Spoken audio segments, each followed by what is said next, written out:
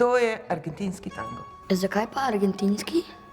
Zato, ker izvira iz Argentine in ker poznamo še en tango, ki ga poznajo ljudje mogoče bolj. In sicer se pleše recimo na tekmovanjih za latinskoameriške plese. A se tango vedno pleše v paru, fant pa punca, ki izgledata tako, kot da ste zaljubljena? Tango se lahko plešejo med sabo tudi fantje ali pa punce, lahko pa plešejo tako zelo skupaj, da izgleda, kot da so zaljubljeni, lahko ga pa plešemo tudi bolj narazen, temu pa rečemo odprti objem. A se korake naučimo ali lahko tudi improviziramo? Ves ples, vedno, kadar plešemo, improviziramo. Učimo se osnov, hoje, obstajajo tudi figure, ampak skupaj jih pa plesalca sestavljata vsakič znova drugače. A se tudi midva lahko danske naučiva? Ja, seveda, če si to želite, imamo tukaj dva super učitelja. Tole je Olga Leonova in tole je Joel Silva. Odkot pa prihajata?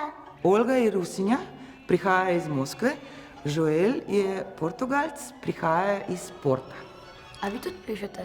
Tudi ja, drugače sem pa igralka, Maja Sever. Tango je hoja v objemu, to rečemo, da je tango hoja v objemu in zato se učimo hoditi, čeprav se malo smešno sliši, ker vsi že znamo hoditi. Ampak najprej bomo šli na sprehod.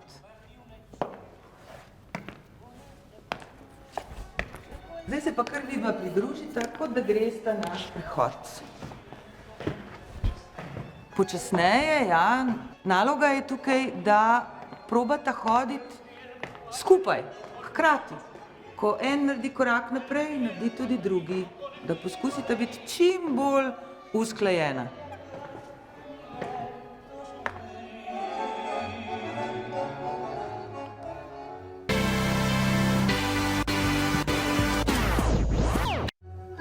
Tako sta si dala balon in zdaj se poskušata premikati.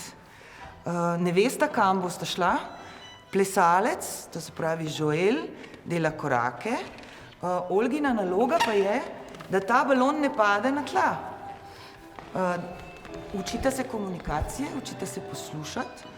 Koraki so zelo enostavni, naprej, nazaj, levo, desno in poskusita samo z zgornjim delom držati ta balon, da ne pade na tla. Drugače padla. Potem ne delate dobro. Kdo bo zdaj vodil? A ste se zmenila? Jaz se, a ni on sven. Ja, sej, ampak torej mu moraš ti slediti. Plesalka mu more, potem ne moreš ti prva hoditi. Ja. On naredi korak in ti ponoviš za njim. Če gre on v desno, greš ti v desno. Odlično. Dobro vama gre. Meni je bilo pa zelo všeč, ko je Olga to nekaj tako z nogami delala. To je pa gančo. Te figure imajo španska imena, tudi mi jih uporabljamo. Gančo pomeni kljuka, ker ga je zahaklala.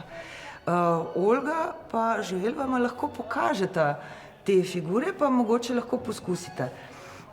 Jaz mislim, da bi najprej naredili sendvič, to je tudi ena figura, potem bomo probali narediti še gančo. Joel stopi naprej, Olga nazaj, Joel naredi sendvič, Olga stopi naprej, naredi sendvič in kljuka, gančo.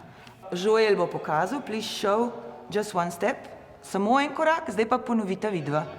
Bravo, tako, zdaj imaš ti sendvič, zdaj pa Joel da desno nogo nazaj, ti daš desno nogo nazaj, Sara naredi sendvič in...